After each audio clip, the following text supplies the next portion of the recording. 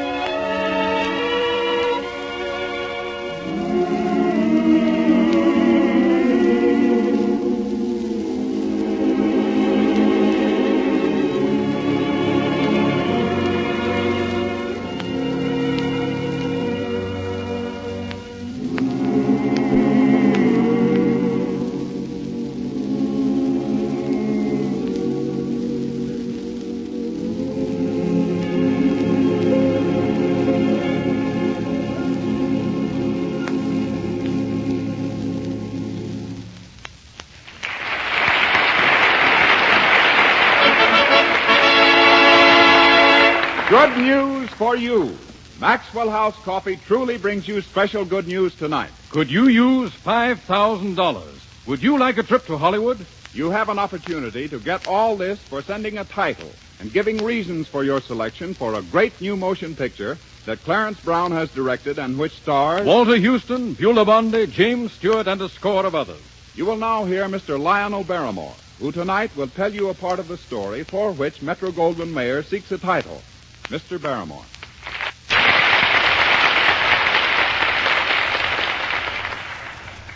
The original title of the story of this picture was Benefits Forgot, a powerful story of ambition, a burning ambition that knew no bounds, that stifled love, gratitude, and duty to achieve its object. What does a man owe to his father and mother, whose loving hearts set him out on life's journey? What does a boy owe to the girl who loves him, who believes in him in spite of everything and everybody? These are the central questions in this dramatic story which we want you to choose a title for. It's a story of Ethan Wilkins, a country parson, half pioneer, half preacher, who comes to a small Ohio town in the romantic period of the 1850s. He has with him his wife, a delicate but courageous woman, and his 12-year-old son, Jason. Ethan Wilkins is a two-fisted parson, and his neighbors soon recognize his qualities of greatness. But to his own son, Ethan Wilkins appears a failure. Young Jason Wilkins suffers agonies of shame because he must wear the second-hand clothes which are given his father in lieu of salary. He resents the poverty and misery of their existence. He hates the skimping economies his mother is forced to practice to keep their little household together. All these things arouse in Jason an ambition to go out in the world and make a success of his life. His father feels that the boy should remain at home. They disagree sharply. As Jason grows older, the gap widens between him and his father. For Jason wants to become a doctor. Ethan Wilkins can't sympathize with his son's interest in the science of medicine, holding that it's more important to save men's souls than to repair their bodies. Eventually, this conflict between father and son leads to a disastrous and tragic fight between them, following which the young man leaves home. Now, this is only the first part of the story, which at its close builds to one of the most dramatic scenes that's ever been in any motion picture. It's a marvelous story, and it deserves a great title. Thank you, Lionel Barrymore. That is a grand story. Well, wait till you hear it next week. Lionel, that contest sounds like a wonderful opportunity to me. I think I'm going to try and think up a title. No, Frank Morgan, you can't compete. No employee of General Foods, Metro-Goldwyn-Mayer, or Lowe's Incorporated can enter. But you, ladies and gentlemen, you can start thinking tonight. What would you call this picture? In published story form, the title was Benefits Forgot. It was written by Honoré Moreau. Metro-Goldwyn-Mayer believes a better title can be found. That you, the radio listeners and movie fans of America, can find it. And here are the rules. Send your title to Metro-Goldwyn-Mayer, Title Editor, Post Office Box 7, Culver City, California. And with it, send a short letter, not more than 50 words, explaining why you believe your title is best. All answers must be received by midnight on January 13th, 1938. On January 27th, the name of the winner will be announced. Do not submit more than one title in your letter. Only titles which have not been previously used will be considered.